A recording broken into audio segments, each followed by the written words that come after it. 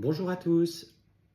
Alors, on va aller voir un petit peu pour ce que tu dois mettre en place pour la semaine qui arrive en termes d'énergie. Quels sont les points que tu dois pouvoir comprendre sur toi-même et améliorer dans le contexte que l'on vit actuellement. Allez, c'est parti. Je vais tirer trois cartes. Bon, vous avez l'habitude. Celle qui sera à ma gauche sera à votre droite, puisque la caméra est inversée. Et je vous invite à choisir soit donc celle qui sera à votre droite, au milieu ou à votre gauche. C'est parti. Qu'est-ce que vous devez mettre en lumière cette semaine et comprendre sur vous-même? Allez, c'est parti. Je vous laisse quelques instants de réflexion et je vais développer les cartes au fur et à mesure.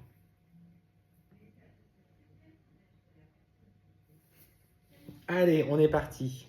La carte numéro 1, pour ceux qui l'ont choisie, ce qu'on te demande, c'est aujourd'hui de mettre en œuvre de couper avec les liens toxiques et notamment les liens du passé. Il y a encore trop de choses qui te relient à des événements passés, tu es encore trop relié à des émotions négatives ou des personnes négatives de ton entourage.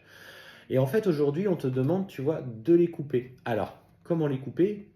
Par le biais des bonhommes allumettes, bien sûr. Alors, n'hésitez pas à commenter si vous voulez qu'on republie la vidéo. Je sais qu'on l'a fait paraître plusieurs fois, mais n'hésitez pas si vous souhaitez la revoir, notamment donc couper avec les personnes du passé ou avec des émotions passées. Les bonhommes allumettes, bien sûr, pour les personnes. Après, vous pouvez le faire aussi avec des émotions, en remplaçant le deuxième bonhomme par un nuage, une bulle, et vous écrivez la blessure, l'émotion qui est à l'intérieur.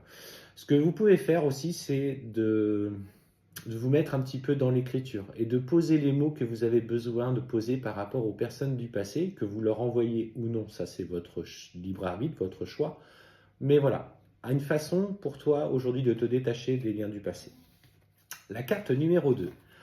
On te demande cette semaine de faire particulièrement attention à ta médiumnité. En tout cas, on sent qu'il y a une phase de développement qui va arriver. Alors, le conseil que je te donne, c'est ancre-toi bien parce que effectivement, parfois, dans le développement que l'on peut avoir au niveau de nos capacités spirituelles, on a tendance à être bien là-haut et à vouloir y rester, alors notamment par le biais de méditation, voyages astro, rêves, etc. Mais c'est surtout que on te demande du coup de faire attention aux messages que tu vas recevoir, aux ressentis que tu as dans ton corps, peu importe la manière dont tu vas canaliser. Écoute vraiment ce que tu ressens car des messages vont venir à toi. Et enfin, la troisième carte. Oh, je crois que la dernière fois que j'ai tiré cette carte, il y avait encore celle-ci qui était sortie d'ailleurs. On te demande de cultiver, pour toi qui as choisi cette carte numéro 3, l'harmonie. Alors, aujourd'hui, tu es conscient du travail encore que tu as besoin de faire. Tu peux être fier déjà du chemin accompli, soit dans la gratitude déjà de ce que tu as fait pour toi-même.